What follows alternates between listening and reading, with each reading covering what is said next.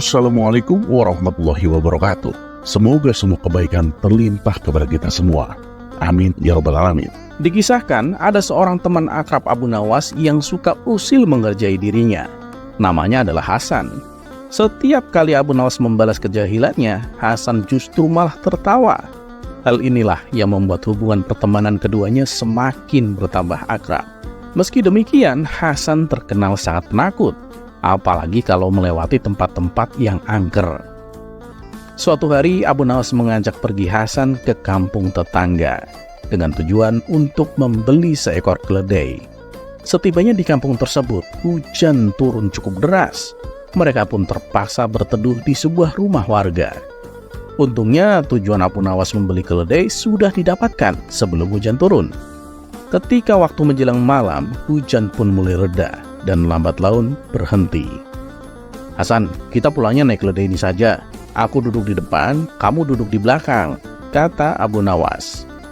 Disinilah sifat usil Hasan mulai kembali ditunjukkan. Saat keduanya sedang duduk di atas keledai, Hasan kentut dengan suara yang cukup keras, sehingga baunya menyebar sampai ke hidung Abu Nawas. "Gila, kentutmu bau sekali Hasan," gerutu Abu Nawas. Dengan tertawa, Hasan menjawab, "Bukan aku yang kentut Abu Nawas, keledaimu tuh." Keduanya pun lalu tertawa bersama-sama. Tidak berapa lama kemudian sampailah mereka di pintu gerbang kampung halaman, di mana di samping pintu gerbang tersebut terdapat kuburan yang cukup angker, dan itu adalah satu-satunya akses jalan masuk. Karena jalannya gelap, Hasan mulai terlihat ketakutan. Tangannya memegang erat pundak Abu Nawas. Kesempatan ini langsung dimanfaatkan Abu Nawas untuk membalas keusilan Hasan. Ketika mereka mulai melewati kuburan, Abu Nawas berkata, "Hasan, sepertinya di belakang ada orang." Hasan yang tengah ketakutan segera menoleh ke arah belakang. "Gak ada siapa-siapa Abu Nawas," jawab Hasan. "Kamu yakin gak ada orang di belakangku?" tanya Abu Nawas kembali. Untuk kedua kalinya, Hasan kembali menoleh ke belakang. "Gak ada siapa-siapa kok. Kamu jangan menakut-nakutiku Abu Nawas," kata Hasan gemetaran. "Tapi kenapa aku mendengar suara orang? Kamu yakin tidak ada orang di belakangku?" tanya Abu Nawas. "Beneran, gak ada orang," teriak Hasan bertambah takut. Tiba-tiba Abu Nawas mengangkat pantatnya tepat di depan muka Hasan. Ia kentut dengan suara yang tak kalah keras dengan suara kentut Hasan. "Kurang ajar kamu Abu Nawas, kentut di muka orang," kata Hasan emosi. "Loh, tadi katanya gak ada orang. Aku kan sudah tanya, apa di belakangku ada orang? Kamu bilang gak ada kan? Aku tanya sampai 3 kali, tapi kamu tetap bilang gak ada. Malah kamu menoleh ke arah belakangmu. Padahal yang aku tanya kan, apa ada orang di belakangku, bukan di belakangmu," jelas Abu Nawas. Menyadari dirinya dikerjai Abu Nawas, Hasan tak kuasa menahan tawanya. Mereka berdua pun tertawa di sepanjang perjalanan.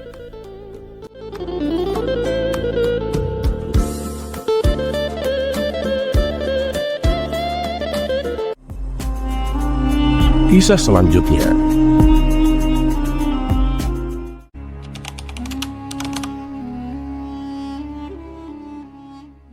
Suatu hari Abu Nawas berjalan-jalan menuju kebunnya. Di kebun Abu Nawas yang lumayan luas itu ditanami tanaman buah dan sayur-sayuran yang bermacam ragam. Abu Nawas lantas berjalan menyusuri setiap petak kebunnya, melewati bermacam-macam tanaman buah segar yang siap untuk dipanen. Abu Nawas sangat bersyukur atas apa yang telah Allah berikan kepadanya. Suasana pada hari itu cukup terik, sehingga membuat Abu Nawas sangat lelah dan memilih berteduh di bawah pohon beringin yang tumbuh di sekitar situ, sambil menyantap bekal makanan yang sudah disiapkan istrinya. Setelah selesai makan, Abu Nawas bermaksud istirahat sebentar dengan membaringkan badan sambil memperhatikan setiap detil pohon beringin yang rindang itu, mulai dari daun, ranting, dan juga buahnya yang lebat. Setelah terus-menerus memperhatikan pohon tersebut, tiba-tiba saja terlintas sesuatu di pikirannya. "Aku heran, Apa sebabnya pohon beringin yang sebesar ini tapi buahnya hanya sekecil itu? Padahal pohon labu yang kecil merambat dan mudah patah saja bisa menghasilkan buah yang besar-besar. Apakah Allah tidak adil? Gumam Abu Nawas dalam hati. Tidak lama berselang, angin bertiup mengenai pohon beringin tersebut. Rantingnya pun bergerak-gerak dan saling bergesekan. Sesaat kemudian jatuhlah sebiji buah beringin tepat mengenai kepala Abu Nawas. Kejadian tersebut sungguh menjawab pertanyaan Abu Nawas. Ternyata seperti ini jawabannya. Allah memang maha adil, gumam Abu Nawas. Beruntung bagi Abu Nawas hanya kejatuhan buah beringin yang kecil itu. Bagaimana jadinya jika pohon beringin buahnya sebesar labu? Tidak terpikirkan apa yang akan dialami oleh Abu Nawas. Allah telah menciptakan setiap makhluknya dilengkapi dengan kekurangan dan kelebihannya masing-masing. Dan semua itu berjalan sesuai dengan fungsi dan kodratnya masing-masing.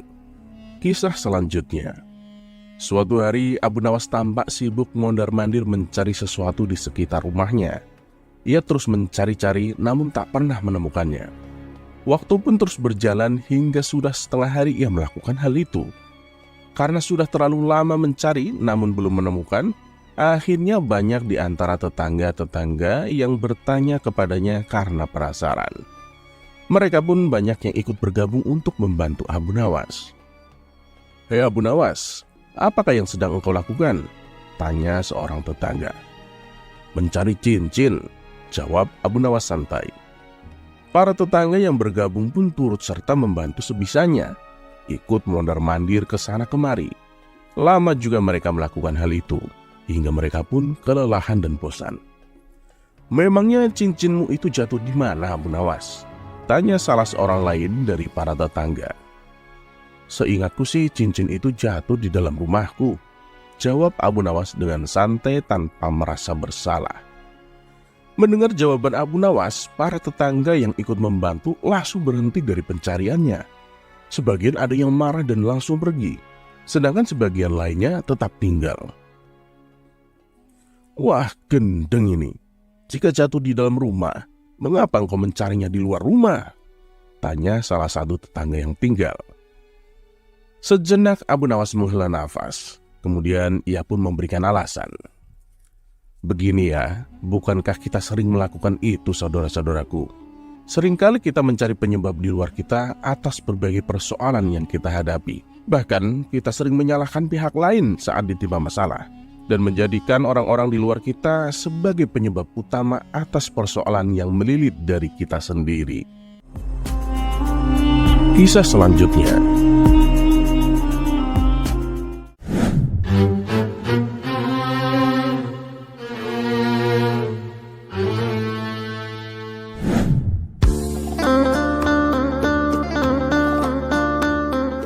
Seperti biasa, setiap pagi Abu Nawas pergi ke hutan untuk mencari kayu bakar. Kali ini Abu Nawas mendapatkan kayu lebih banyak dari biasanya. Ia pun tak lupa memanjatkan syukur kepada Allah. "Kayu bakar yang banyak ini pasti akan menghasilkan uang yang melimpah," pikir Abu Nawas. Tapi saat ia hendak memanggul kayu tersebut, Abu Nawas tak mampu melakukannya. Kemudian lewat dua orang kawan Abu Nawas. "Ya Abu Nawas, banyak sekali kayumu itu. Kamu gak akan mampu memikulnya sendirian," kata kawannya. "Iya nih, kebetulan sekali kalian datang. Coba bantu meletakkan kayu ini di punggungku," pinta Abu Nawas. "Waduh, mohon maaf nih Abu Nawas. Kebetulan kami juga lagi ada kepentingan mendesak. Kami gak bisa membantumu." "Ya, semoga Allah menolongmu Abu Nawas," jawab mereka berdua dan pergi meninggalkan Abu Nawas. "Halah, bilang saja gak mau bantu. Pakai banyak alasan segala," gerutu Abu Nawas dalam hati.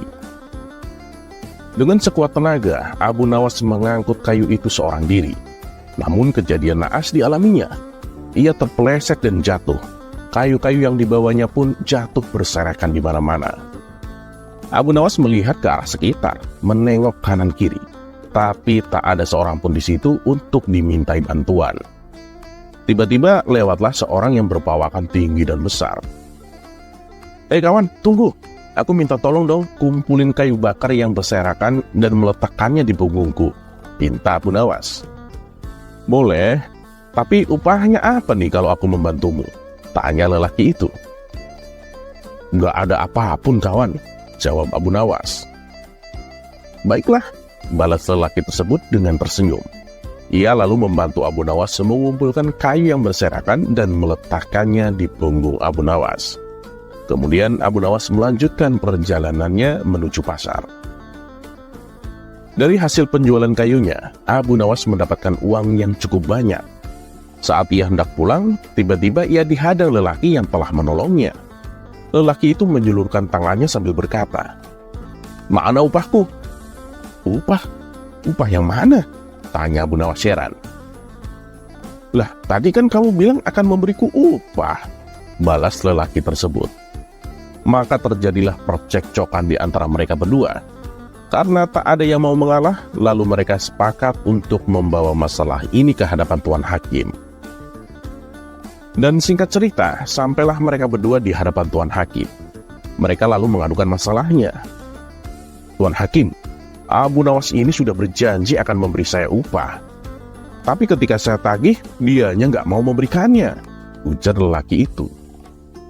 "Benar kamu nggak mau memberikannya, Abu Nawas?" tanya Tuan Hakim. "Ya benar sih, tapi aku bilangnya kan nggak ada apapun. Namun dia memaksaku untuk memberikan upah," kata Abu Nawas membela diri. "Apapun janjimu, kamu harus memberikannya, Abu Nawas. Saya kira ini adalah keputusan yang adil untuk kalian berdua," tutur Tuan Hakim. Mendengar keputusan Tuan Hakim, Abu Nawas terdiam beberapa saat. Ia pun mulai menangkap maksud dari ucapan Tuan Hakim. "Baiklah Tuan Hakim, saya akan memberikan dia upah sesuai dengan apa janji saya," ucap Abu Nawas. Abu Nawas lalu mengambil kantong kosong di sakunya dan memberikannya kepada lelaki tersebut. Betapa girangnya lelaki itu. Ia segera meraih kantong dari Abu Nawas dan tangannya merogoh ke dalam kantong itu. Menyadari bahwa itu adalah kantong kosong, lelaki tersebut menjadi marah. "Apa-apaan ini? Abu Nawas menipuku, Tuan Hakim. Dia memberikan kantong kosong," kata lelaki itu mengadu. "Memangnya apa isi kantong itu?" tanya Tuan Hakim. "Gak ada apapun, Tuan Hakim," jawab lelaki tersebut. "Nah, kalau gitu Abu Nawas berarti sudah membayar upahnya. Bukankah Abu Nawas bilang kalau upahnya adalah gak ada apapun?" jelas Tuan Hakim. "Dengan ini, permasalahan kalian saya anggap selesai. Silahkan kalian berdua pulang ke rumah masing-masing," ucap Tuan Hakim. Terlepas apakah cerita ini adalah cerita fiksi atau kenyataan, teruslah berbuat kebaikan. Karena ketahuilah, kita mungkin tahu berapa umur kita sekarang, tapi tak ada yang tahu berapa sisa umur kita. Dan seperti biasa, terima kasih. Wassalamualaikum warahmatullahi wabarakatuh.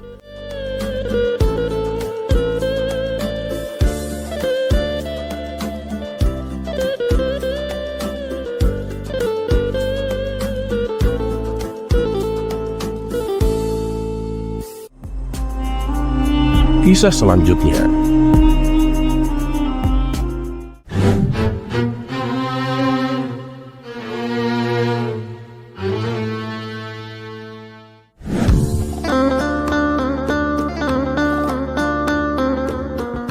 Di suatu sore, ketika waktu menjelang asar, Abu Nawas duduk santai di depan rumah sambil meminum kopi panas buatan istri tercintanya. Tak lupa juga pisang goreng hangat untuk menemani si kopi panas. Tapi entah kenapa, tiba-tiba hatinya tergelitik ingin mengumandangkan azan asar. Padahal biasanya ia datang ke masjid ketika azan sudah dikumandangkan. Setelah pisang goreng dilahap, kopi panas diseruput, Abu Nawas berpamitan kepada istrinya untuk datang ke masjid. Dan ketika sudah sampai di masjid, Abu Nawas mengumandangkan azan. Tak berapa lama, sholat berjamaah pun dilaksanakan. Ketika selesai sholat, Abu Nawas baru tersadar ternyata sedikit sekali orang yang ikut sholat berjamaah di masjid. Padahal ketika dalam perjalanan ia ke masjid, ia menjumpai banyak orang yang sedang berkumpul. Mereka saling ngobrol dan bercanda. Tapi tak nampak ketika waktu sholat berjamaah. Kemana mereka? Kenapa tak ikut sholat berjamaah di masjid? Itu yang menjadi pertanyaan dalam hati Abu Nawas. Namun Abu Nawas mencoba untuk tetap berhusnuzon. Oh, mungkin mereka tak mendengar suara azanku tadi, kata Abu Nawas dalam hati. Setelah selesai dengan doa sehabis sholatnya, Abu Nawas pun berjalan pulang. Dan benar saja, Abu Nawas menjumpai orang-orang masih di tempat yang sama dengan obrolan asik mereka.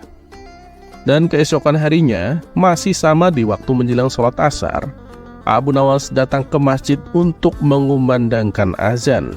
Tapi kali ini suara azannya ia keraskan lebih daripada yang sebelumnya. Hingga ia yakin kalau suara azannya bisa didengar oleh orang-orang di sekitar. Dan setelah sholat selesai, Abu Nawas mencoba tengok kanan, tengok kiri. Apa yang ia dapati? Orang-orang yang ikut sholat berjamaah pun masih sama. Masih sedikit dan itu-itu aja orangnya.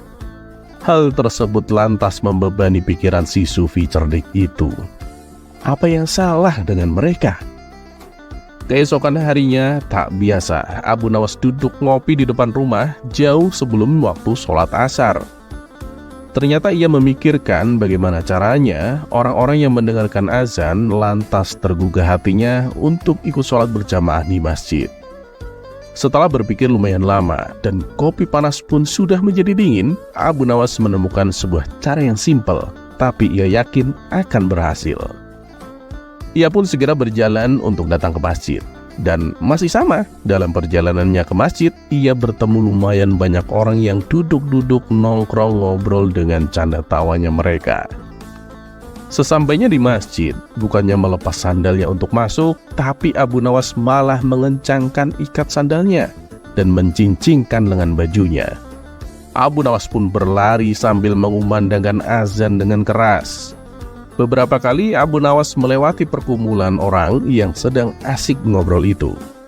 Melihat tingkah laku Abu Nawas yang aneh, mereka merasa khawatir ada sesuatu yang sedang menimpa tokoh sufi tersebut.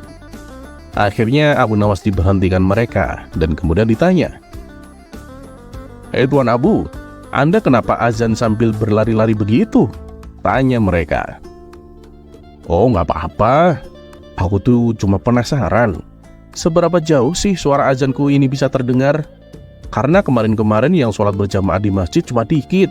Tapi alhamdulillah ya, nyampe sini juga masih terdengar suara azanku," ucap Abu Nawas dengan nada menyindir. Orang-orang yang berkumpul di situ pun semuanya terdiam. Mereka menyadari akan kekeliruannya. Dan di waktu sholat-sholat berikutnya, masjid hampir terasa sesak karena dipenuhi oleh para jamaah untuk menunaikan ibadah sholat.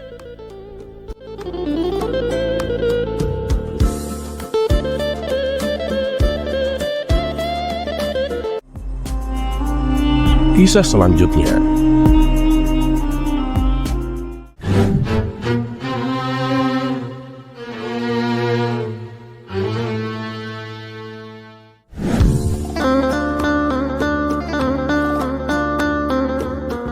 Bukan cuma kali ini saja, Abu Nawas mendapatkan masalah dengan keledainya yang sering menghilang dari kandang. Karena sudah saking kesalnya, Abu Nawas pun memutuskan untuk melaporkan hal ini kepada Tuan Hakim. "Tuan," kata Abu Nawas dengan wajah serius, "keledaiku sering sekali menghilang dari kandang. Aku khawatir nanti ada yang mencurinya, Tuan." Tuan Hakim yang sedang bosan dan ingin bersenang-senang, justru berencana mengerjai Abu Nawas. "Baiklah Abu Nawas," kata Tuan Hakim sambil tersenyum. "Aku akan mengutus 2 prajurit khusus untuk menjaga keledaimu. Tapi ada syaratnya." "Apa itu syaratnya Tuan Hakim?" tanya Abu Nawas. "Kamu harus menemukan cara agar keledai kesayanganku itu bisa naik ke atas menara," jawab Tuan Hakim sambil menunjuk ke arah keledainya. Mendengar itu Abu Nawas hanya terdiam. Emang dasar Hakim sialan. Ada rakyatnya yang lagi butuh pertolongan malah dikerjain, gerutu Abu Nawas. Setelah Abu Nawas berpikir sejenak, lalu ia mengangguk dan berkata, "Baiklah Tuan Hakim, saya akan melaksanakan perintah Tuan." Tuan Hakim membalas, "Bagus, aku senang mendengarnya Abu Nawas." Abu Nawas kembali berkata, "Tapi aku melakukannya dengan caraku." "Terserah kamu Abu Nawas, kamu boleh melakukannya dengan cara apapun," balas Tuan Hakim. Maka diantarlah keledai Tuan Hakim ke hadapan Abu Nawas. Lalu oleh Abu Nawas, keledai tersebut dibawa ke bawah menara. Sesampainya di sana, Abu Nawas langsung memukuli keledai tersebut.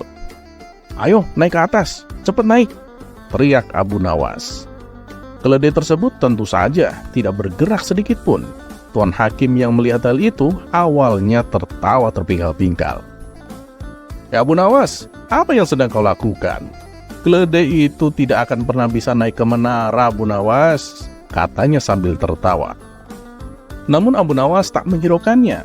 Ia tetap saja berteriak sambil memukulnya.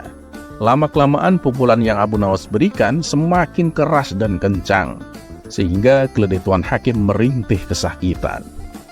"Apa-apaan kamu Abu Nawas? Kamu bisa membunuh keledaiku," bentak Tuan Hakim.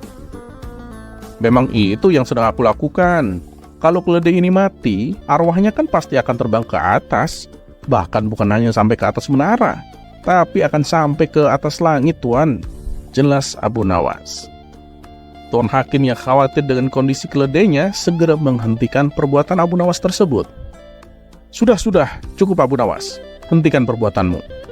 Baiklah, mulai nanti malam aku akan kirim 2 prajurit untuk menjaga keledaimu," kata Tuan Hakim. Sungguh sial nasib Tuan Hakim. Niatnya ingin mengerjai Abu Nawas, tapi malah dia yang kena apesnya.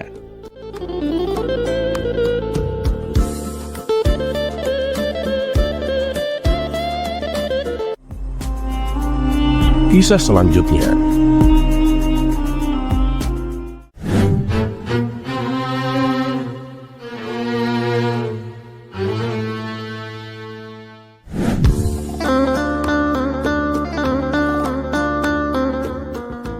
Memiliki istri adalah ujian. Jika istri kita cantik, maka letak ujiannya ada pada bagaimana menasehatinya agar senantiasa menjaga kecantikan itu dari fitnah. Dan jika tak bisa disebut cantik, maka tugas seorang suami adalah menasehatinya agar senantiasa bersabar dan mencintainya dengan tulus. Bahwa Allah Ta'ala tak melihat fisik, melainkan apa yang ada di dalam hati. Abu Nawas memiliki istri yang amat cantik. Ia adalah kembang desa. Karenanya, berhasil mempersuntingnya adalah karunia, sekaligus ujian. Karunia sebab tak semua lelaki sekelasnya mendapatkan istri secantik itu. Dan ujian sebab ia harus menghadapi makar dan godaan laki-laki mata keranjang di kampungnya. Dan benar saja, setelah menikah dengan Abu Nawas beberapa bulan, istrinya pulang dari pasar seraya menekuk wajah dan murung. Sang suami pun mendekatinya seraya bertanya, "Apa yang terjadi, Adinda? Mengapa wajahmu sekejut itu?" Sang istri pun mengisahkan apa yang dialaminya. Katanya, dimanapun ia berada, selalu saja ada laki-laki yang menggodanya. Saat pergi belanja ke pasar, silaturahim, ataupun keperluan di tempat lainnya. Mendengar penuturan istrinya, Abu Nawas tak menjawab. Selepas memberikan perhatian secukupnya, Abu Nawas pun segera undur diri. Rupanya, Abu Nawas menemukan solusi untuk mengatasi laki-laki yang menggoda istrinya. Ia pun pergi ke pasar untuk membeli ubi-ubian dan bahan makanan lainnya. Usai berbelanja, Abu Nawas pun langsung mempersiapkan undangan sembari memasak hidangan. Ia mengundang semua laki-laki di kampungnya. Sebab yang mengundang adalah Abu Nawas dan di rumahnya ada sosok wanita yang cantik, laki-laki di kampungnya pun berbondong-bondong menghadiri undangan. Sesampainya di rumah Abu Nawas, dihidangkanlah makanan dari umbi-umbian yang telah diberi warna merah, hitam, coklat, putih, dan sebagainya. Tak perlu waktu lama, para tamu pun langsung menikmati hidangan dengan antusias. Mereka juga berhasrat menikmati makanan dengan warna yang berbeda. Ternyata dari banyak warna itu, rasanya sama saja. Hingga mereka pun saling berbisik, menanyakan rasa hidangan yang dimakan. Lama mereka berada di rumah itu, dan hidangan pun hampir habis. Salah satu di antara mereka memberanikan diri untuk bertanya kepada Abu Nawas. Abu Nawas, kami kan sudah lama di sini, namun kau tak menyampaikan apapun. Jadi, apa tujuanmu mengumpulkan kami? Belum juga dijawab, ada orang lain yang menambahkan pertanyaan. Terus, kenapa makanan yang kau hidangkan ini rasanya sama semua? Padahal warnanya tuh beda-beda. Setelah menghirup nafas sejenak, Abu Nawas pun angkat bicara. Saudara-saudaraku, ketahuilah, aku mengundang kalian hanya untuk menikmati hidangan ini. Dan makan yang berwarna-warna yang kalian makan itu seperti istri-istri kita. Saat Abu Nawas berhenti, sebagian orang yang sering menggoda istri Abu Nawas pun mulai memahami maksud diundangnya mereka. Memang kita akui bentuk fisiknya itu beda-beda. Pungkasnya diiringi kepergian beberapa orang yang merasa tertipu. Tapi ya mereka kan sama-sama wanita, rasanya kan juga sama. Dan setelah kejadian itu, istri Abu Nawas pun kini tidak lagi diganggu oleh laki-laki lain. Terlepas apakah cerita ini adalah cerita fiksi atau kenyataan, karena hikmah adalah barang hilang seorang muslim. Di mana ia menemukannya, maka ia berhak mengambilnya.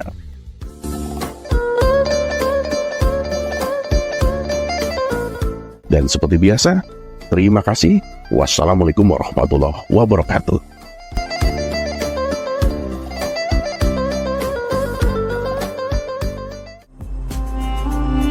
Kisah selanjutnya.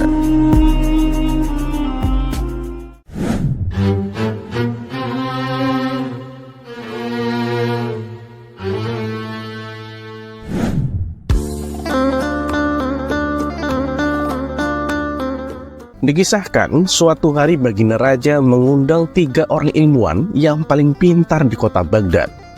Abu Nawas juga turut serta diundang. Kemudian Baginda Raja bertanya kepada ketiga ilmuwan tersebut, para ilmuwan, kalian sekarang sudah membuat penemuan apa saja? Ilmuwan pertama mengatakan bahwa ia sedang melakukan penelitian membuat benda yang ajaib.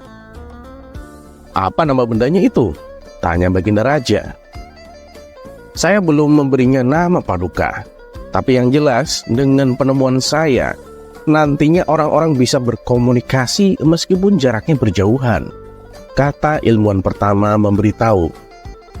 Wah, hebat sekali. Kira-kira kapan benda itu bisa terwujud? Tanya Baginda Raja. Saya akan usahakan secepatnya, Paduka, jawab ilmuwan pertama. Baiklah, lalu bagaimana denganmu? Tanya Baginda Raja kepada ilmuwan kedua. Saya sedang melakukan penelitian membuat benda yang tak kalah ajaibnya, Paduka, jawab ilmuwan kedua. Apa nama benda yang kau teliti itu? Tanya Baginda Raja. Maaf, Paduka, saya juga belum memberinya nama. Tapi yang pasti, Paduka, dengan benda penemuan saya, nantinya orang-orang bisa terbang seperti burung, kata ilmuwan kedua. Luar biasa. Terus kapan benda itu bisa terwujud? Tanya Baginda Raja. Kalau ini sih membutuhkan waktu yang cukup lama, Paduka. Mengingat penemuan yang sedang saya teliti bukan penemuan sembarangan, ujar ilmuwan kedua.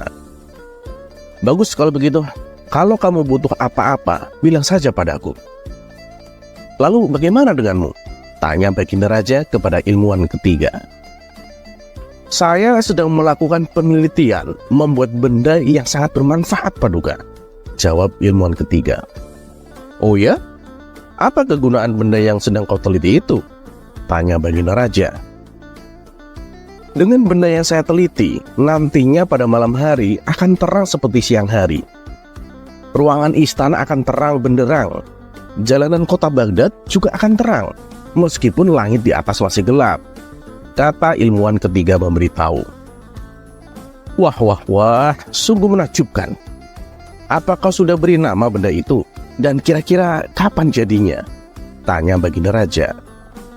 Mohon maaf, Paduka, karena ini masih tahap penelitian, saya belum memberinya nama. Dan saya juga belum bisa memastikan kapan benda itu terwujud, jawab ilmuwan ketiga. Dengan tersenyum bangga, Baginda Raja berkata kepada mereka, "Kalian semua memang ilmuwan yang pintar. Saya bangga dengan kalian," puji Baginda Raja. Ketiga ilmuwan tersebut juga saling memuji dengan penemuannya masing-masing. Sementara Abu Nawas yang sedari tadi duduk terdiam, tiba-tiba dikagetkan oleh sebuah pertanyaan. Abu Nawas, bagaimana denganmu? Kamu sudah mendapatkan penemuan apa?" ledek salah satu ilmuwan. Paling-paling juga dia menemukan benda yang bisa membuat keledai bernyanyi," timpal ilmuwan lainnya. Spontan mereka pun tertawa terpinggal-pinggal. Begitu pula dengan Baginda Raja. Merasa dirinya dipermalukan, Abu Nawas segera mengeluarkan jurus jitunya. Penemuan kalian itu nggak ada apa-apanya bila dibandingkan dengan penemuanku," kata Abu Nawas. "Oh iya? Apa itu?" ledek mereka sambil tertawa. "Aku bisa menciptakan sebuah benda yang ajaib, di mana dengan benda tersebut orang-orang bisa berjalan menembus dinding. Bahkan bukan hanya menembus dinding, tapi juga bisa menembus besi dan kaca," tutur Abu Nawas. Seketika ketiga ilmuwan tersebut terkejut mendengarnya. "Mana mungkin, itu sangat mustahil. Dan kami juga tak pernah melihat kamu melakukan sebuah penelitian," kata mereka. Denger ya, penemuan saya itu nggak perlu penelitian. Bahkan saya bisa membuatnya sekarang. Tidak seperti kalian, disuruh membuktikannya tapi tidak bisa. Alasannya masih penelitian lah, penemuan langka lah. Apa itu?" ujar Abu Nawas. Baginda Raja pun merasa penasaran dengan penemuan Abu Nawas. "Bener Abu Nawas, kau nggak bohong kan?" tanya Baginda Raja. "Bener Paduka Yang Mulia," jawab Abu Nawas dengan nada serius. Adapun ketiga orang ilmuwan tadi juga penasaran dengan penemuan Abu Nawas.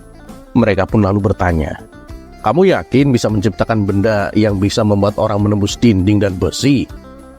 Dengan penuh percaya diri, Abu Nawas menjawab, "Ya bisa lah, nggak percaya?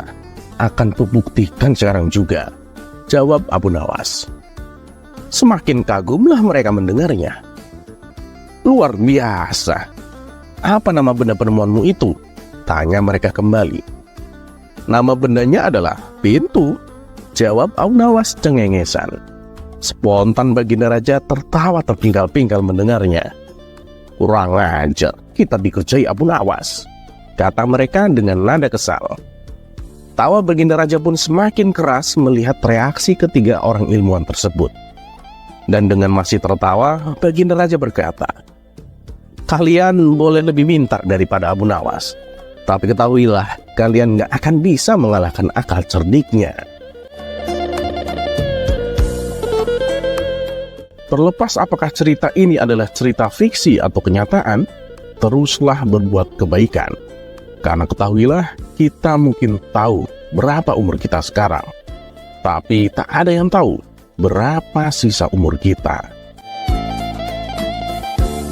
Dan seperti biasa, terima kasih. Wassalamualaikum warahmatullahi wabarakatuh.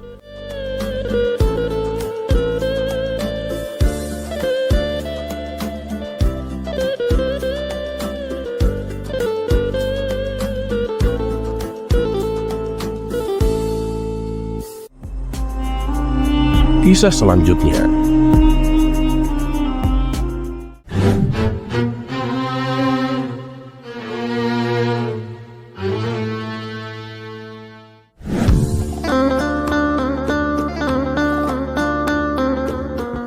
Karena seringnya memecahkan kasus yang rumit, Abu Nawas kerap mendapat hadiah dari Baginda Raja berupa pundi-pundi uang yang banyak.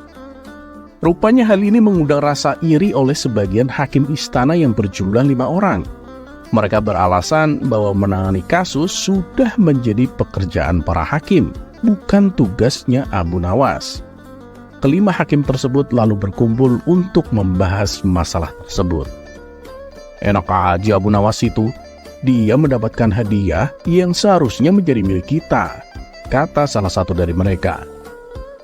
"Nah bener, ini nggak boleh dibiarkan. Ayo kita ajukan protes kepada Baginda Raja," sahut lainnya. Maka kelima hakim ini menghadap Baginda Raja dan menyatakan keberatannya. Mendengar keluhan mereka, Baginda Raja menanggapinya dengan bijak. Kalian kan sudah mendapatkan gaji setiap bulannya, sedangkan Abu Nawas kan enggak. Jadi wajarlah kalau aku memberinya hadiah. Dan itu juga sebagai rasa terima kasih karena telah membantu menyelesaikan masalah kerajaan, tutur Baginda Raja. Tapi itu kan seharusnya sudah menjadi tugas kami. Kenapa Paduka berikan kepada Abu Nawas? Protes salah satu hakim. Saya tahu kalian itu adalah orang-orang yang pintar dan berpendidikan. Tapi kasus yang aku percayakan kepada Abu Nawas bukan hanya butuh kecerdasan, tapi juga butuh kebijaksanaan. Terang Baginda Raja. Soal kebijaksanaan kami juga bisa, Paduka Yang Mulia, ujar mereka. Karena mereka bersikukuh dengan pendiriannya, akhirnya Baginda Raja membuat sebuah tantangan. Ya sudah, gini aja. Saya akan uji kalian dengan kasus yang sederhana. Bila kalian bisa memecahkannya, saya tidak akan lagi meminta bantuan Abu Nawas, kata Baginda Raja. Kemudian Baginda Raja memerintahkan pelayan untuk membawakan papan tulis. Lalu di papan tulis tersebut, Baginda Raja menggambar garis dengan panjang 1 meter. Nah, sekarang masing-masing dari kalian maju dan perpendek garis ini, perintah Baginda Raja. Hakim pertama maju ke depan. Ia menghapus 20 cm dari garis itu dan kini menjadi 80 cm. Selanjutnya Baginda Raja mempersilakan hakim kedua untuk melakukan hal yang sama. Ia pun menghapus garis sepanjang 20 cm. Dan garis tersebut kini menjadi 60 cm. Hakim ketiga dan hakim keempat pun maju ke depan. Mereka berdua melakukan hal yang sama, hingga garis itu kini tinggal 20 cm. Tibalah giliran hakim kelima. Ia terlihat kebingungan, tak tahu harus bagaimana. Kemudian Baginda Raja bertanya, "Apa kamu akan melakukan hal yang sama seperti kawanmu? Kalau gitu garisnya akan hilang dong. Padahal yang aku minta kan perpendek garisnya, bukan menghilangkan garisnya. Kalau kamu perpendek 10 cm, berarti kamu tidak adil, karena semua kawanmu 20 cm. Nah, lalu bagaimana caramu memecahkan masalah ini? Kalau kamu kebingungan, silahkan tanyakan kepada 4 kawanmu itu," ujar Baginda Raja. Kelima hakim tersebut mulai berpikir keras untuk mencari solusinya. Namun setelah sekian lama berpikir, mereka tak kunjung mendapatkan jawaban. "Ampun Paduka Yang Mulia, kami tidak tahu cara memecahkan masalah ini," kata mereka. "Baiklah, kalau kalian menyerah, maka aku akan panggil Abu Nawas datang kemari," kata Baginda Raja. Dan singkat cerita, datanglah Abu Nawas. Ia lalu diperintah Baginda Raja untuk menyelesaikan masalah yang diberikan kepada 5 hakim tersebut. Tanpa pikir panjang, Abu Nawas langsung melaksanakan perintah Baginda Raja. Ia tidak menghapus garis yang tersisa 20 cm itu. Akan tetapi ia menggambar garis baru yang panjangnya 120 cm. Garis tersebut lebih panjang daripada garis pertama yang Baginda Raja buat. Setelah Abu Nawas selesai dengan tugasnya, Baginda Raja lalu berkata kepada mereka, "Nah, kalian lihat sendiri kan bagaimana cara Abu Nawas menyelesaikan masalah. Untuk membuat garis menjadi pendek, kalian gak perlu menghapusnya. Cukup membuat garis baru yang lebih panjang. Maka garis pertama akan menjadi lebih pendek dengan sendirinya." Mendengar hal itu, kelima hakim tersebut menyadari akan kekeliruannya dan mengakui kecerdasan Abu Nawas akan sifat bijaknya dalam menyelesaikan setiap masalah.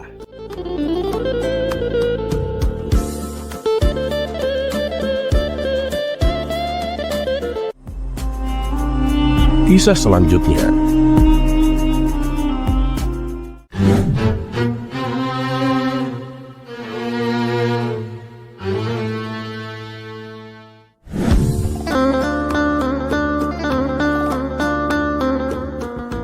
Memang semua sudah tahu dan kagum akan kecerdasan Abu Nawas. Tak ada yang meragukannya sama sekali. Pada suatu hari, Raja Harun ar-Rasyid telah mempermalukan Abu Nawas dengan menyiram air kencing di depan para tamu undangan. Abu Nawas pun hanya bisa terdiam. Namun dalam hati, dia merencanakan sesuatu di hari yang lain. Berikut kisahnya. Figur Abu Nawas ini memang sangat lihai dalam menyelesaikan masalah. Tak hanya lucu saja, akan tetapi juga bijaksana, sehingga Abu Nawas tidak dapat dianggap enteng. Raja sangat bangga memiliki warga seperti Abu Nawas ini. Namun, di sisi lain, dari diri Abu Nawas juga sangat menjengkelkan raja, karena ulahnya yang selalu tidak tahu diri. Oleh karena itulah, baginda raja tak pernah berhenti memeras otaknya untuk membalas Abu Nawas. Seperti pada tahun-tahun sebelumnya, setiap bulan Rabiul Awal diadakan acara Maulid Nabi. Sambil tersenyum, baginda raja bergumam dalam hati, "Awas kamu Abu Nawas, kali ini kamu pasti kena." Acara Maulid Nabi pun tibalah waktunya dan diselenggarakan di istana. Pada saat itu, semua pembesar negeri hadir, termasuk putra-putra mahkota dari kerajaan sebelah, termasuk pula Abu Nawas ikutan diundang. Dengan perintah raja, semua yang hadir di acara Maulid Nabi tersebut dipersilakan untuk berdiri dan kemudian disirami dengan air mawar yang menebarkan bau harum. Kecuali Abu Nawas, dia disiram dengan air kencing. Setelah disiram dengan air kencing tersebut, jadi sadarlah Abu Nawas kalau dirinya telah dipermalukan di depan para pembesar negeri.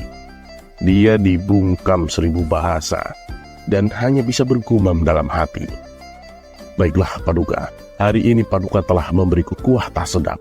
Esok hari aku akan membalasnya." Sejak saat itu Abu Nawas tak pernah menjejakkan kakinya di istana. Raja pun menjadi kangen dibuatnya karena kelucuannya saat bercerita. Ketika raja memanggilnya ke istana, rupanya Abu Nawas tidak bersedia dengan alasan sakit yang membuat tubuhnya lemah lunglai. Karena khawatir telah terjadi sesuatu dengan diri Abu Nawas, raja pun ingin menengoknya, diiringi dengan beberapa petinggi kerajaan. Pucuk dicinta, ulam pun tiba. Begitu mendengar raja menuju ke rumahnya, Abu Nawas yang dalam keadaan segar bugar itu pun langsung memasang aksi. Matanya terpejam, badan tergeletak lemah lunglai. Namun sebelum dia beraksi demikian, dia telah terlebih dahulu menyuruh istrinya menyiapkan obat ajaib yang berbentuk bulatan kecil, di mana di antara bulatan obat ajaib itu terdapat 2 butir yang dibubuhi sesuatu di dalamnya. Tak berapa lama kemudian, raja sudah ada di depan pintu rumah Abu Nawas. "Wahai Abu Nawas, apa yang kamu telan itu?" tanya baginda raja.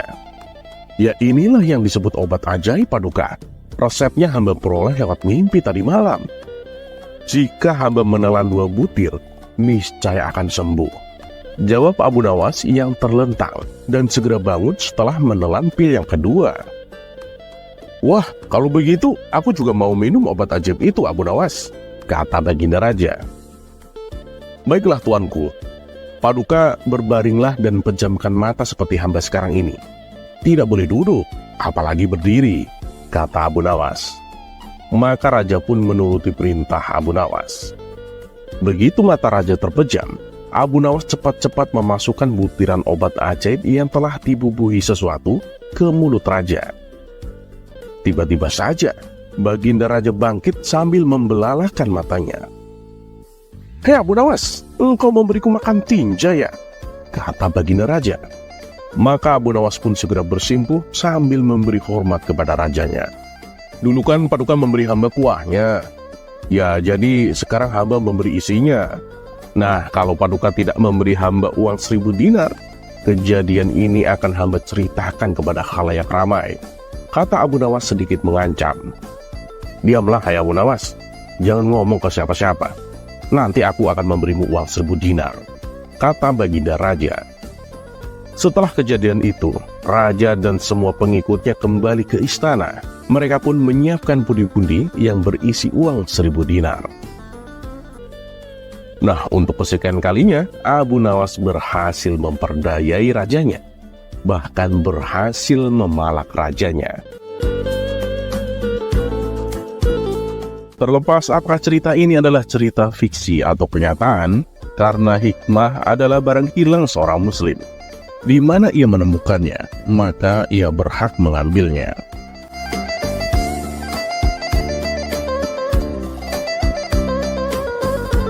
Dan satu yang harus selalu kita tahu, bahwa Allah Subhanahu wa Ta'ala tidak pernah menjanjikan bahwa langit itu selalu biru, bunga selalu mekar, dan mentari selalu bersinar. Tapi ketahuilah bahwa Dia selalu memberi pelangi di setiap badai, senyum di setiap air mata, berkah di setiap cobaan, dan jawaban di setiap doa.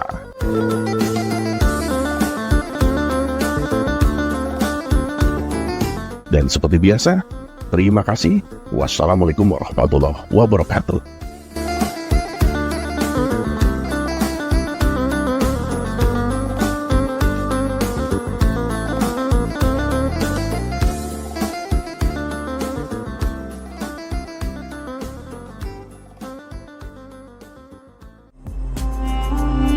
Kisah selanjutnya.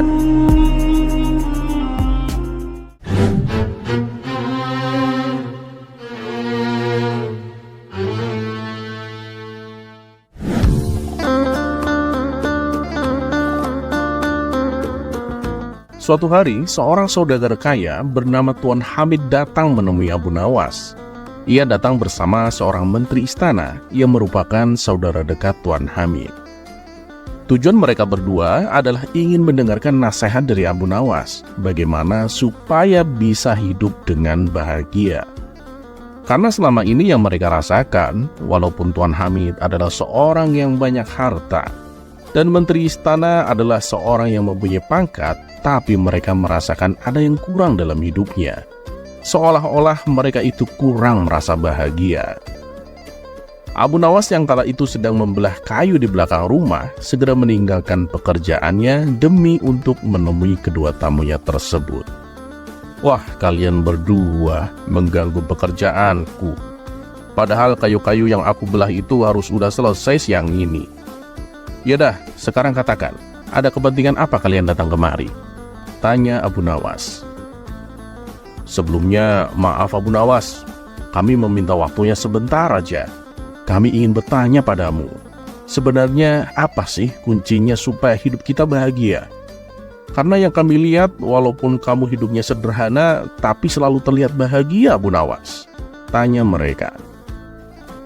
"Oh, soal itu, ya memang harta tidak menjamin orang bisa bahagia, betul kan?" kata Abu Nawas kepada Tuan Hamid. "Ya benar Abu Nawas," sahut Tuan Hamid yang merupakan saudagar kaya. "Dan kekuasaan juga tidak bisa menjamin hidup orang bahagia, betul kan?" kata Abu Nawas kepada menteri istana. "Betul Abu Nawas, betul sekali kamu," timpal sang menteri. "Ya itulah tujuan kami datang ke sini Abu Nawas. Kami ingin tahu apa kuncinya supaya seseorang bisa bahagia," tanya mereka. "Kuncinya ya jangan memikirkan apa yang kalian tidak tahu," jawab Abu Nawas. Tuan Hamid dan menteri istana terlihat kebingungan dengan jawaban Abu Nawas itu. Mereka mau menanyakan maksudnya, tapi merasa tak enak, karena mereka sudah mengatakan hanya akan meminta waktunya sebentar.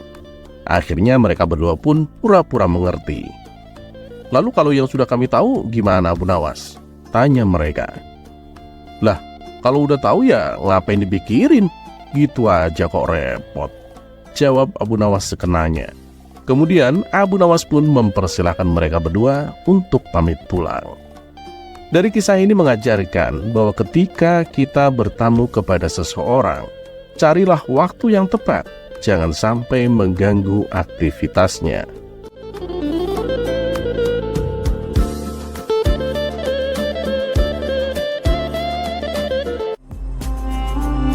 Kisah selanjutnya.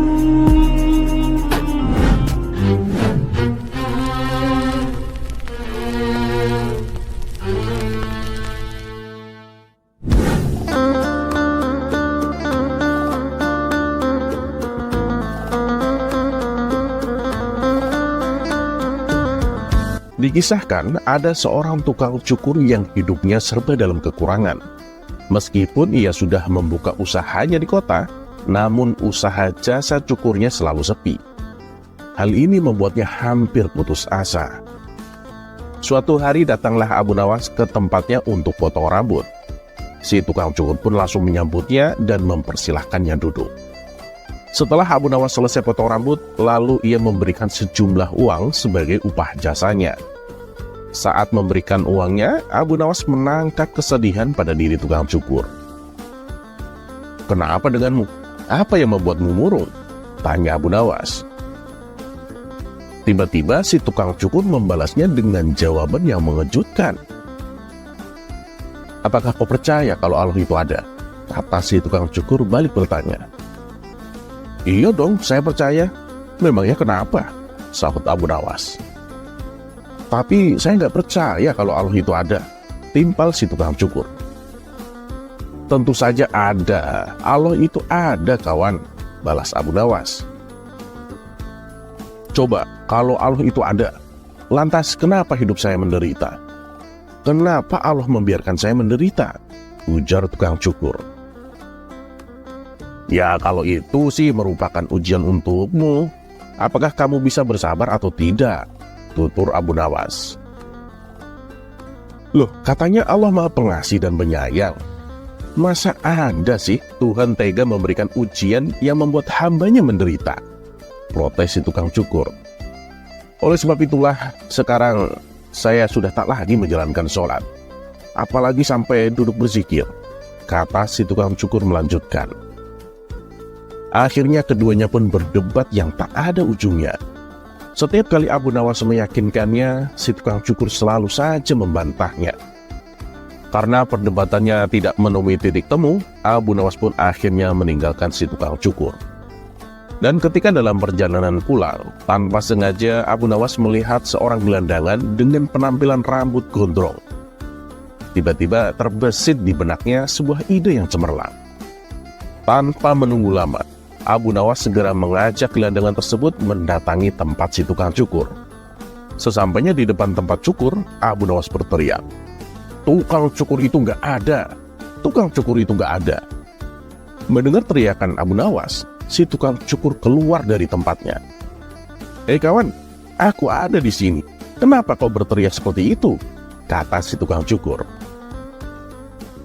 Akan tetapi Abu Nawas tak menghiraukannya. Ia kembali berteriak lebih kencang.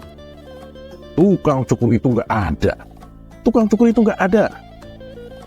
Hei kawan, aku ada di sini. Aku kan tadi yang mencukurmu. Masa kamu lupa?" timpal si tukang cukur. "Kalau tukang cukur itu ada, kenapa orang ini rambutnya gondrong dan acak-acakan dibiarkan?" ujar Abu Nawas sambil menunjuk gelandangan yang sedang bersamanya. "Ya, dia kan tidak datang kepada aku. Bagaimana aku bisa mencukurnya?" kata si tukang cukur. "Nah itu, begitu pula kalau kamu tidak mau datang kepada Allah. Bagaimana Allah mau menolongmu?" kata Abu Nawas. Kali ini si tukang cukur hanya terdiam, dan Abu Nawas pun langsung berlalu dari hadapannya. Sementara si tukang cukur duduk termenung dan menyadari atas kesalahannya. Penderitaan hidup yang dialaminya bukan karena tidak adanya Allah, melainkan karena ia enggan mendekatkan diri dan meminta pertolongan Allah.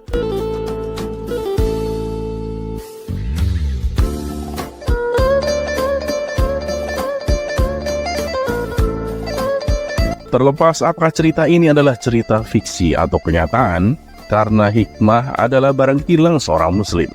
Di mana ia menemukannya, maka ia berhak mengambilnya. Dan satu yang harus selalu kita tahu, bahwa Allah Subhanahu wa Ta'ala tidak pernah menjanjikan bahwa langit itu selalu biru, bunga selalu mekar, dan mentari selalu bersinar. Tapi ketahuilah bahwa Dia selalu memberi pelangi di setiap badai, senyum di setiap air mata, berkah di setiap cobaan, dan jawaban di setiap doa. Dan seperti biasa, terima kasih. Wassalamualaikum warahmatullahi wabarakatuh.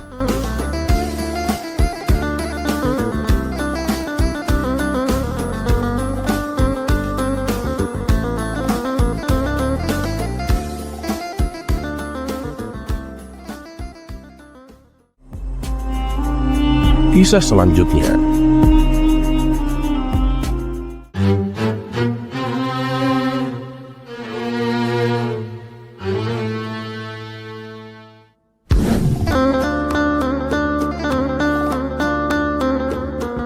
Abu Jahil.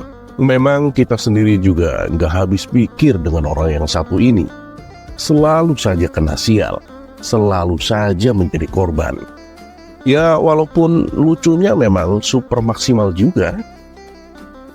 Nah, kisah Abu Jahil kali ini dimulai ketika Abu Jahil hendak menjenguk kawannya yang sedang dirawat di rumah sakit jiwa. Setibanya di sana, Abu Jahil langsung menemui kawannya dan mengajaknya ngobrol. "Kamu terlihat waras. Kenapa masih di sini?" tanya Abu Jahil. "Aku sendiri juga heran, Abu Jahil. Padahal aku tidak gila. Tapi para perawat itu tetap saja menganggapku gila," balas kawannya. Setelah ngobrol panjang lebar, Abu Jahil yakin kalau kawannya itu sudah waras. Terbukti saat diajak bicara, perkataannya tidak ngelantur. Kemudian Abu Jahil memutuskan untuk menemui kepala perawat dan memasuki ruang kerjanya. "Tuan, kawan saya itu kan sudah waras. Kenapa masih dirawat di sini? Aku sudah banyak mengajaknya ngobrol. Dan perkataannya itu juga tidak ada yang aneh. Dia bicara layaknya orang normal," kata Abu Jahil memberitahu. "Waduh, Anda salah menilai kawanmu itu," ujar kepala perawat. "Loh, memangnya gimana caranya membedakan antara pasiennya masih gila dan yang sudah waras?" tanya Abu Jahil. "Oh, itu mudah. Caranya, mula-mula aku mengisi gentong besar dengan air hingga penuh. Lalu aku suruh pasien untuk menguras gentong tersebut hingga kosong. Alat bantunya aku hanya memberikan 2 pilihan, yaitu gayung dan sendok. Terserah mereka mau pakai yang mana," kata kepala perawat. "Oh gitu ya. Kalau aku sih sudah pasti pilih gayung supaya cepat selesai ngurasnya," balas Abu Jahil dengan penuh percaya diri. "Kalau orang waras pasti tidak akan memilih gayung," ujar kepala perawat. Mendengar hal itu, Abu Jahil pun merasa tersinggung. "Loh, kenapa? Justru dengan gayung pekerjaannya akan mudah selesai kan?" tanya Abu Jahil. Ternyata Anda juga orang gila ya. Kalau orang waras pasti akan mencabut penyumbat gentongnya," jelas kepala perawat. Akhirnya Abu Jahil pun malah ditangkap dan dirawat bersama kawannya itu.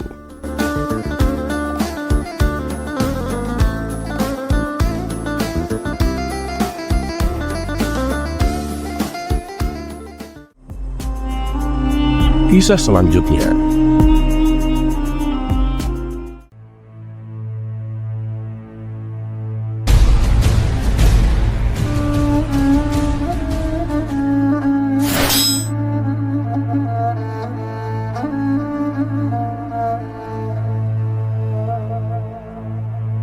Perang Siffin merupakan peperangan antara pihak Ali bin Abi Thalib dan Muawiyah bin Abi Sufyan.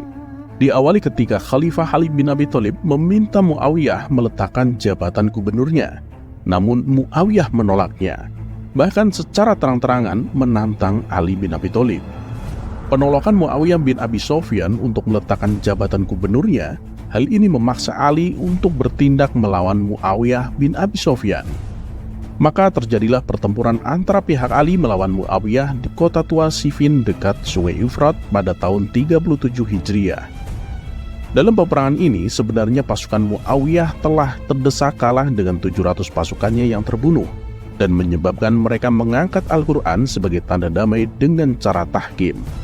Adanya perang Siffin yang diakhiri dengan peristiwa tahkim, yaitu perselisihan yang diselesaikan oleh 2 orang penengah sebagai pengadil, namun tidak menyelesaikan masalah, kecuali menegaskan bahwa gubernur yang makar itu mempunyai kedudukan yang setingkat dengan khalifah, dan menyebabkan lahirnya golongan Khawarij, yaitu golongan yang keluar dari barisan Ali bin Abi Thalib.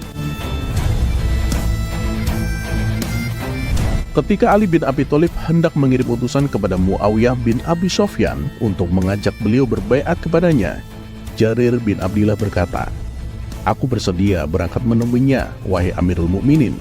Sesungguhnya hubunganku dengannya sangat dekat. Aku akan mengambil baiat darinya untukmu." Akhirnya Ali bin Abi Thalib mengutus Jarir membawa surat untuk diserahkan kepada Muawiyah bin Abi Sufyan, yang isinya pemberitahuan tentang kesepakatan kaum Muhajirin dan kaum Ansor membaiat beliau. kemudian menceritakan kepadanya tentang peristiwa peperangan Jamal, serta mengajaknya bergabung bersama kaum muslim lainnya. Ketika Jarir sampai ke hadapan Muawiyah bin Abi Sufyan, maka ia langsung menyerahkan surat tersebut kepadanya. Lalu Muawiyah bin Abu Sufyan memanggil Amr bin Al-As serta tokoh-tokoh negeri Syam lainnya untuk bermusyawarah. Namun hasil kesepakatan mereka ternyata menolak berbaiat kepada Ali bin Abi Thalib hingga para pembunuh Utsman bin Affan dikisos. Atau Ali bin Abi Thalib menyerahkan kepada mereka para pembunuh Utsman bin Affan tersebut.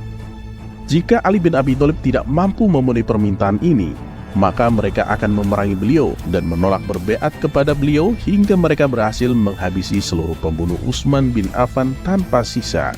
Dengan demikian, maka Jarir pun pulang menemui Ali bin Abi Thalib dan menceritakan segala hasil keputusan dari penduduk negeri Syam tersebut. Setelah mendapatkan keputusan dari Muawiyah tersebut, maka Amirul Mukminin Ali bin Abi Thalib berangkat dari Kufah dengan tujuan menduduki negeri Syam. Lantas beliau mempersiapkan pasukannya di Nukailah, sebuah nama tempat di dekat Kufah ke arah Syam. Beliau menunjuk Abu Mas'ud Uqbah bin Amr al-Badri al-Ansori sebagai amir sementara di Kufah. Namun demikian, sebenarnya beberapa orang telah menganjurkan agar beliau tetap tinggal di Kufah dan cukup mengirim pasukannya saja yang berangkat ke Siffin. Namun beberapa orang lainnya menganjurkan agar beliau turut keluar bersama pasukan. Berita tersebut akhirnya sampai juga kepada Muawiyah bin Abu Sufyan yang menyatakan bahwa Ali bin Abi Thalib telah keluar bersama pasukan menuju Syam. Kemudian Muawiyah bin Abu Sufyan bermusyawarah dengan Amr bin Al-As. Ia berkata kepada Muawiyah bin Abi Sufyan, "Keluarlah engkau juga bersama pasukan." Setelah itu, Amr bin Al-As bangkit berpidato di hadapan orang-orang sambil berseru, "Sesungguhnya penduduk Kufah dan Basrah telah musnah pada peperangan Jamal. Tidak tersisa bersama Ali bin Abi Thalib kecuali segelintir orang saja, termasuk sekelompok orang yang membunuh Khalifah Amirul Mukminin Utsman bin Affan. Jangan sia-siakan hak kalian. Jangan biarkan darah Utsman bin Affan tertumpah sia-sia." Lalu ia menulis pesan kepada seluruh pasukan yang ada di seluruh negeri Syam, sehingga dalam waktu singkat mereka sudah berkumpul dan mengangkat panji-panji bagi amir mereka masing-masing. Pasukan Syam telah bersiap-siap berangkat. Mereka bergerak menuju sungai Eufrat dari arah kota Siffin. Sementara di lain pihak, Ali bin Abi Thalib bersama pasukannya bergerak dari Nukailah menuju tanah Syam. Ali bin Abi Thalib mengirim Ziyad bin An-Nadar al-Harisi maju ke front peperangan terdepan bersama 8.000 pasukan, yang diikuti oleh Suraih bin Hani bersama 4.000 pasukan. Mereka berangkat dengan mengambil jalan lain. Sementara itu, Ali bin Abi Thalib bersama pasukan lain terus berjalan hingga menyeberangi sungai Tigris melewati jembatan Manbij. Kemudian dua pasukan detasemen bergerak maju ke depan. Setelah sampai ke tujuan, terdengar kabar bahwa Muawiyah bin Abu Sufyan telah keluar bersama pasukan dari negeri Syam untuk bertemu dengan Amirul Mukminin Ali bin Abi Thalib. Dan sebenarnya mereka sangat menginginkan untuk bisa menyambutnya. Namun mereka khawatir karena jumlah mereka lebih sedikit dibanding dengan jumlah pasukan Muawiyah bin Abu Sufyan. Akhirnya mereka berbelok arah dan berusaha menyeberang dari arah Anak antara Rifah dan Hir, terletak di tepi sungai Eufrat. Di situ terdapat sebuah benteng yang kokoh dan masih termasuk wilayah Al-Jazirah. Namun demikian, ternyata penduduk Anat tidak memperbolehkan mereka melintas, sehingga mereka pun terus berjalan dan terpaksa menyeberang dari Hir. Hingga akhirnya mereka berhasil menyusul Ali bin Abi Thalib dan pasukan inti yang telah mendahului mereka. Kemudian Ali bin Abi Thalib mengirim pasukan detasemennya ke depan untuk menyambut pasukan Muawiyah bin Abi Sufyan setelah terlebih dahulu menyeberangi sungai Eufrat. Kehadiran mereka disambut oleh Abul A'war Amr bin Sufyan, pemimpin detasemen dari pasukan Syam, sehingga kedua pasukan sudah saling berhadapan. Pada saat itu, Ziyad bin An-Nadar, pemimpin detasemen pasukan Irak, mengajak mereka untuk berbaiat kepada Ali bin Abi Thalib. Namun mereka tidak mengindahkannya, dan akhirnya Ziyad bin An-Nadar menyampaikan kejadian ini kepada Ali bin Abi Thalib. Sehingga Ali bin Abi Thalib mengirim Al-Ashitar An-Nakai sebagai amir pasukan infanteri ke lini depan. Sementara itu, pada sayap bagian kanan pasukan dipimpin langsung oleh Ziyad, dan di sebelah kiri dipimpin oleh Suraih. Ali bin Abi Thalib memerintahkan pasukannya agar tidak maju terlebih dahulu memulai peperangan, kecuali bila mereka yang memulainya. Tetapi Ali bin Abi Thalib juga terus memerintahkan serta mengajak agar mereka berbaiat kepadanya. Dan menurutnya, jika mereka menolak, maka janganlah menyerang terlebih dahulu, kecuali bila mereka yang mulai menyerang. Sebelumnya, Ali bin Abi Thalib telah mengirim utusannya, yakni Al-Asitor, untuk memberikan surat kepada Muawiyah bin Abi Sufyan dan pasukan detasemennya yang dipimpin oleh Al-Harith bin Jumhan Al-Jukfi. Ketika Al-Asitor tiba dan bergabung bersama pasukan detasemen paling depan, maka ia segera melaksanakan apa yang diinstruksikan Ali bin Abi Thalib. Lalu ia maju berhadapan dengan Abul A'war As-Sulami, pemimpin detasemen pasukan Muawiyah bin Abi Sufyan. Kedua pasukan saling berhadapan seharian penuh. Namun pada sore hari, Abul A'war As-Sulami menyerang mereka terlebih dahulu. Tetapi pasukan Ali bin Abi Thalib berhasil menghadangnya, sehingga terjadilah pertempuran kecil selama beberapa saat. Setelah peristiwa itu, pasukan Syam akhirnya kembali, dan keesokan harinya kedua pasukan sudah saling berhadapan lagi. Mereka saling menunggu, dan tiba-tiba Al-Asitor maju menyerang, sehingga gugurlah Abdullah bin Al-Munzir At-Tanuhi. Dia adalah salah seorang penunggang kuda yang handal dari pasukan Syam. Ia dibunuh oleh salah seorang pasukan detasemen Irak bernama Zibian bin Umaroh At-Tamimi. Melihat posisi seperti itu, Abul A'war bersama pasukannya menyerang pasukan Irak. Dia bersama pasukan maju menghadang mereka. Saat Al-Asitor berhadapan dengan Abul A'war, dia menantangnya untuk berduel 1 lawan 1. Namun Abul A'war tidak melayaninya, dan sepertinya dia memandang Al-Asitor bukanlah lawan yang seimbang. Ketika malam tiba, maka kedua kubu pasukan serentak menghentikan peperangan di hari kedua itu. Kemudian pada esok harinya, Ali bin Abi Thalib tiba bersama pasukannya. Sementara itu, Muawiyah bin Abi Sufyan pun tiba bersama pasukannya. Sehingga kedua belah pihak kelompok pasukan itu saling berhadapan di tempat yang bernama Siffin, dekat sungai Efrat sebelah timur wilayah Syam. Peristiwa ini terjadi pada awal bulan Zulhijjah tahun 36 Hijriah. Ali bin Abi Thalib kemudian berhenti dan mengambil tempat bermalam bagi pasukannya. Tetapi Muawiyah bin Abi Sufyan bersama pasukannya telah lebih dahulu mengambil tempat. Mereka mengambil posisi bivak di dekat sumber mata air yang merupakan tempat paling strategis dan luas. Pada saat itu datanglah pasukan Irak untuk mengambil air. Namun pasukan Syam menghalanginya, sehingga terjadilah pertempuran kecil yang disebabkan oleh persoalan air. Masing-masing pasukan meminta bantuan kepada rekannya, hingga akhirnya kedua belah pihak sepakat berdamai dalam masalah air ini. Adapun Ali bin Abi Thalib selama 2 hari di tempat itu tidak pernah mengirim sepucuk surat pun kepada Muawiyah bin Abu Sufyan. Begitu pula dengan Muawiyah bin Abu Sufyan tidak pernah mengirim surat pun kepada Ali bin Abi Thalib. Dalam situasi demikian, kemudian Ali bin Abi Thalib mengirimkan seorang utusan kepada Muawiyah bin Abu Sufyan. Namun kesepakatan belum juga tercapai. Muawiyah bin Abu Sufyan tetap bersikeras untuk menuntut darah Utsman bin Affan yang tewas dibunuh secara zalim. Dalam kondisi tersebut, maka terjadilah kebuntutan komunikasi, sehingga mengakibatkan pecahnya pertempuran antara kedua belah pihak. Pada saat itu, setiap hari Ali bin Abi Thalib mengirim seorang amir pasukan untuk maju bertempur. Demikian pula Muawiyah bin Abu Sufyan, setiap hari ia mengirim seorang amir untuk maju bertempur. Terkadang dalam satu hari, kedua belah pihak terlibat dalam 2 kali pertempuran yang sengit, dan peristiwa itu terjadi sebulan penuh pada bulan Zulhijjah. Pada saat memasuki bulan Muharram tahun 37 Hijriah, kedua belah pihak meminta agar perang dihentikan dengan harapan semoga Allah mendamaikan mereka di atas satu kesepakatan yang dapat menghentikan pertumpahan darah di antara mereka, sehingga juru runding mereka masing-masing terus bolak-balik menemui Ali bin Abi Thalib dan Muawiyah bin Abu Sufyan. Sementara kedua belah pihak berusaha mencoba menahan diri dari pertempuran. Demikian situasi dan kondisi waktu itu hingga berakhir bulan Muharram tanpa tercapai kesepakatan satupun. Dalam situasi seperti itu, Ali bin Abi Thalib menyuruh Marsad bin Al-Harith Al-Jasimi untuk mengumumkan kepada pasukan Syam saat terbenam matahari sebagai berikut. Ketahuilah, sesungguhnya Amirul Mukminin mengumumkan kepada kalian, sesungguhnya aku telah bersabar menunggu Ali bin Abi Thalib kembali kepada kebenaran, dan aku telah menegakkan hujah atas Ali bin Abi Thalib. Namun Ali bin Abi Thalib tidak menyambutnya. Sesungguhnya aku telah memberi uzur kepada Ali bin Abi Thalib dan telah memperlakukan Ali bin Abi Thalib dengan adil. Dan sesungguhnya Allah Subhanahu wa Ta'ala tidak menyukai orang-orang yang berkhianat. Demi mendengar pernyataan tersebut, maka pasukan Syam segera menemui para amir mereka dan menyampaikan pengumuman yang mereka dengar tadi. Sehingga bangkitlah Muawiyah bin Abu Sofyan dan Amr bin Al-As. Lalu keduanya segera menyiapkan pasukan di sayap kanan dan di sayap kiri. Demikian pula Ali bin Abi Thalib. Beliau menyiapkan pasukan pada malam itu, menempatkan Al-Ashitor An-Nakai sebagai pemimpin pasukan kavaleri berkuda Kufah. Sedangkan pasukan infanteri Kufah dipimpin oleh Ammar bin Yasir. Pasukan kavaleri berkuda Basrah dipimpin oleh Sahal bin Hunayf. Dan pasukan infanteri Basrah dipimpin oleh Qais bin Sa'ad dan Hashim bin Utbah. Sedangkan untuk posisi pemimpin para Qori dipercayakan kepada Mis'ar bin Fadaki At-Tamimi.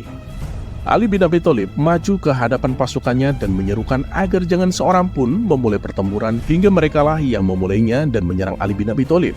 Jangan membunuh orang yang terluka, jangan mengejar orang yang melarikan diri, jangan menyingkap tirai kaum wanita, dan jangan melakukan pelecehan terhadap kaum wanita. Meskipun kaum wanita itu mencaci maki pemimpin dan orang-orang Ali bin Abi Thalib. Pada pagi harinya, Muawiyah bin Abu Sofyan muncul. Di sebelah kanan pasukannya berdiri Ibnu Zilkala al-Himyari. Kemudian di sebelah kiri pasukannya berdiri Habib bin Maslamah al-Fihri. Di depan pasukan berdiri Abul A'war as-Sulami. Sedangkan pasukan kavaleri berkuda Damaskus dipimpin oleh Amr bin Al-As. Pasukan infanteri Damaskus dipimpin oleh Ad-Dahak bin Qais.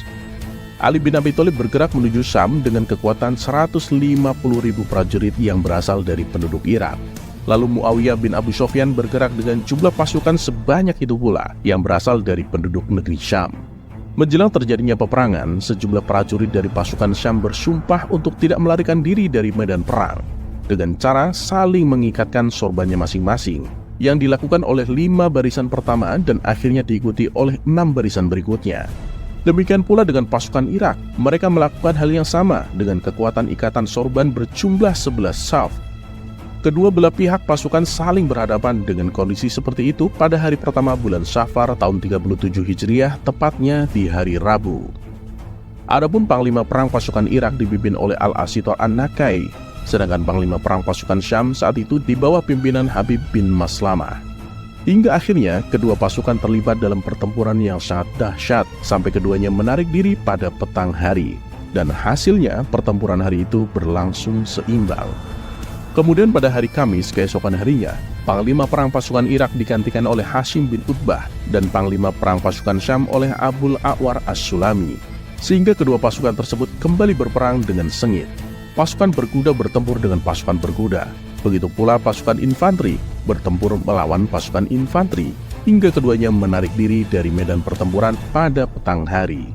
Hasilnya, antara kedua pasukan itu sama-sama bertahan dan masih dalam posisi seimbang. Pada hari ketiga, yakni hari Jumat, Ammar bin Yasir memimpin pasukan Irak. Amr bin Al-As memimpin pasukan Syam. Peperangan dilanjutkan antara kedua pasukan. Ammar bin Yasir menyerang Amr bin Al-As beserta pasukannya hingga mereka terpukul mundur. Pada peperangan ini, Ziyad bin An-Nadar al-Harisi berduel langsung dengan seorang lelaki. Ketika keduanya telah saling berhadapan, ternyata keduanya telah saling mengenal. Dan ternyata keduanya adalah saudara seibu. Sehingga mereka menarik diri dan kembali ke pasukan masing-masing. Demikianlah peperangan yang sengit terus berlanjut dengan kondisi seperti itu selama 7 hari. Dan ketika sore hari tiba, maka kedua belah pihak masing-masing saling menarik diri.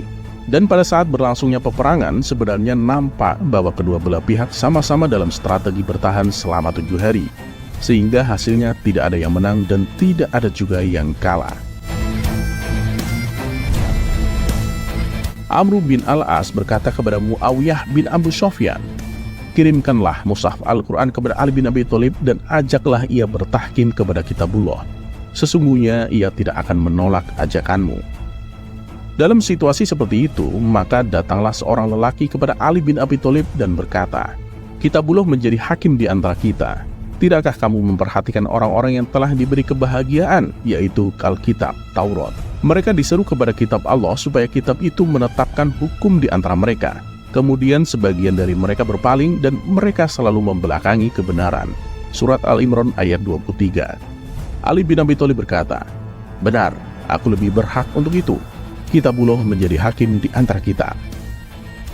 Adapun di antara tokoh-tokoh negeri Syam yang mendorong dilakukannya perdamaian tersebut adalah Abdullah bin Amr bin Al-As, diplomat yang cukup terkenal di Semenanjung Abar. Ia pandai mencari jalan keluar di saat situasi yang sulit.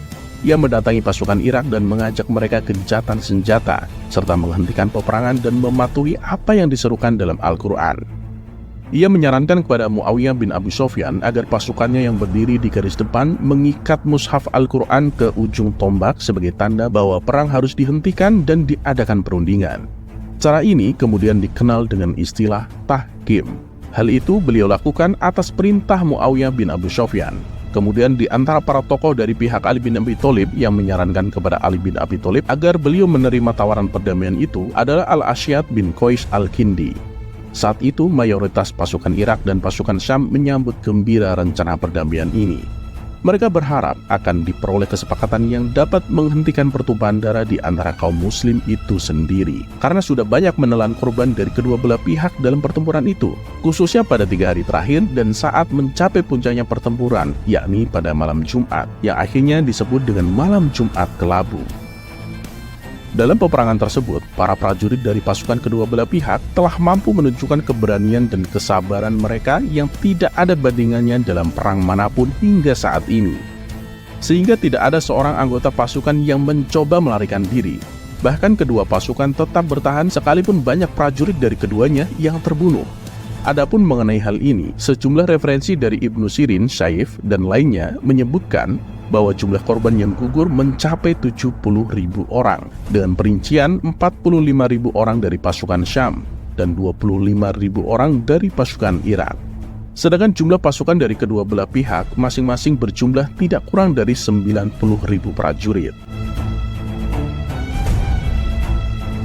Guna menyelesaikan konflik peperangan terbuka antara kedua pasukan Ali bin Abi Thalib dengan kelompok pasukan Muawiyah bin Abu Sufyan, maka kedua belah pihak berupaya melakukan dialog yang dilaksanakan cukup alot dan panjang melalui ranah perundingan atau yang dikenal dengan sebutan tahkim. Dalam perundingan tersebut terjadi kesepakatan bersama, yakni masing-masing Amir, Ali bin Abi Thalib dan Muawiyah bin Abu Sufyan, harus mengangkat seorang hakim sebagai juru runding. Kedua hakim tersebut harus membuat permufakatan yang membawa kemaslahatan umat muslim. Adapun dari pihak Muawiyah bin Abu Sufyan ditunjuk Amr bin Al-As sebagai wakilnya. Sedangkan dari pihak Ali bin Abi Thalib ditunjuk Abu Musa Al-Asy'ari. Sekalipun pada awalnya Ali bin Abi Thalib menunjuk Abdullah bin Abbas sebagai wakilnya, namun para Qurra, kaum Khawarij, menolaknya, seraya mereka berkata, "Kami tidak menerima selain Abu Musa Al-Asy'ari." Sebenarnya mereka tidak menginginkan Abdullah bin Abbas karena dia dianggap mampu mengalahkan Amr bin Al-As dan juga dianggap masih kerabat dekat dengan Ali bin Abi Thalib. Mereka lebih menginginkan orang yang bisa lebih lunak untuk dapat mencapai perdamaian. Oleh karena itu jatuhlah pilihan pada Abu Musa Al-Asy'ari, seorang yang sudah tua dan baik hati.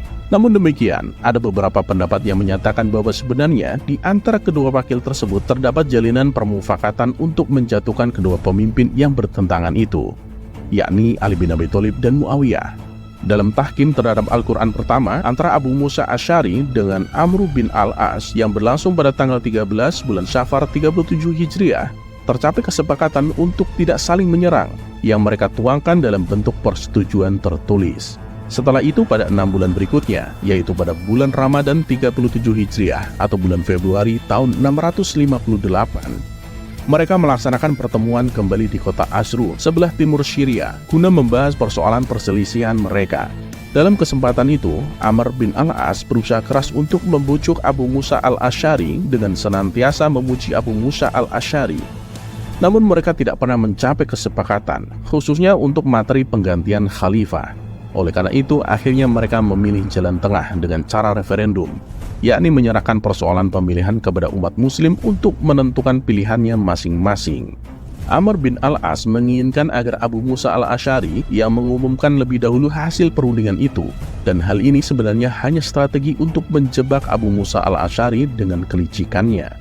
Karena setelah diumumkan hasil perundingan, yaitu memecat Ali bin Abi Thalib dan Muawiyah bin Abu Sufyan oleh Abu Musa Al-Asy'ari, maka secara spontan Amr bin Al-As maju dan berkata, "Abu Musa memecat sahabatnya itu, dan saya ikut memecat orang yang telah dipecatnya. Tapi saya akan mengukuhkan sahabat saya Muawiyah bin Abu Sufyan. Dia adalah wakil Utsman bin Affan dan yang berhak menuntut itu." Dengan demikian, maka Abu Musa Al-Asy'ari benar-benar merasa tertipu oleh Amr bin Al-As, sehingga peristiwa tersebut telah merugikan bagi kubu Ali bin Abi Thalib dan menguntungkan pihak Muawiyah bin Abu Sufyan. Sebenarnya pemimpin pusat atau khalifah yang legal adalah Ali bin Abi Thalib, sedangkan Muawiyah bin Abu Sufyan hanyalah seorang gubernur daerah yang tidak mau tunduk kepada Ali bin Abi Thalib sebagai khalifah. Dengan digelarnya tahkim ini, kedudukan Muawiyah bin Abu Sufyan naik menjadi khalifah resmi. Tidak mengherankan jika keputusan ini akhirnya ditolak oleh Ali bin Abi Thalib dan beliau tidak mau menyerahkan jabatannya hingga mati terbunuh pada tahun 661 Masehi. Sikap Ali bin Abi Thalib yang menerima tawaran Amr bin Al-As untuk melaksanakan perundingan melalui sistem tahkim sebenarnya dalam situasi yang terpaksa, karena tidak semua pasukannya menyukai akan hal itu. Dengan demikian, maka sebagian pasukan Ali bin Abi Thalib menganggap beliau telah membuat kesalahan, sehingga mereka segera meninggalkan barisan Ali bin Abi Thalib. Mereka inilah yang dalam catatan sejarah perkembangan Islam dikenal dengan nama kelompok Al-Khawarij, yaitu orang-orang yang keluar dari barisan Ali bin Abi Thalib. Dengan peristiwa disersi kelompok Al-Khawarij tersebut, pada gilirannya telah menjadikan Ali bin Abi Thalib berhadapan dengan dua musuh sekaligus, yakni Muawiyah bin Abi Sufyan dan Al-Khawarij. Sehingga Ali bin Abi Thalib memutuskan untuk menghancurkan kaum Khawarij yang bermarkas di Nahawan. Hal ini tentu sangat merepotkan pasukan Ali bin Abi Thalib. Sementara itu, dengan kondisi pihak Ali bin Abi Thalib seperti itu, sangat menguntungkan bagi Muawiyah bin Abu Sufyan, karena pihaknya lebih memiliki kesempatan untuk memperluas dan memperkokoh kekuasaannya, hingga akhirnya mampu menguasai daerah Mesir. Dengan demikian, akibatnya sangat fatal bagi pasukan Ali bin Abi Thalib, di mana kekuatan tentaranya semakin melemah. Namun sebaliknya, bagi pasukan Muawiyah bin Abu Sufyan malah terus menjadi semakin bertambah besar. Dikarenakan kondisi kekuatan pihak pasukan Ali bin Abi Thalib yang semakin menurun, maka dengan terpaksa Khalifah Ali bin Abi Thalib menyetujui perjanjian damai dengan Muawiyah bin Abu Sufyan, yang secara politis berarti Ali bin Abi Thalib telah mengakui keabsahan kepemimpinan Muawiyah bin Abu Sufyan atas Syria dan Mesir. Begitu pula kelompok Muawiyah bin Abu Sufyan terus berusaha sekuat tenaga untuk merebut kekuatan umat dari pengikut-pengikut Ali bin Abi Thalib. Sementara itu, kaum Khawarij yang menganggap bahwa Ali bin Abi Thalib, Muawiyah bin Abu Sufyan, dan Amr bin Al-As sebagai sumber dari pergolakan-pergolakan yang terjadi, maka akhirnya mereka merencanakan untuk membunuh ketiganya pada waktu yang bersamaan, yaitu pada saat waktu subuh tanggal 17 Ramadan 40 Hijriah. Dalam peristiwa pembunuhan ketiga orang tersebut, Muawiyah bin Abu Sufyan berhasil lolos dari usaha pembunuhan kaum Khawarij. Karena setelah konflik dengan pihak Ali bin Abi Thalib, Muawiyah bin Abu Sufyan selalu mengenakan baju berlapis besi. Kemudian Amr bin Al-As juga berhasil lolos karena saat itu dia tidak keluar rumah. Namun Allah SWT telah mentakdirkan lain bagi Ali bin Abi Thalib. Beliau akhirnya wafat terbunuh pada waktu subuh, tepatnya tanggal 17 Ramadan 40 Hijriah.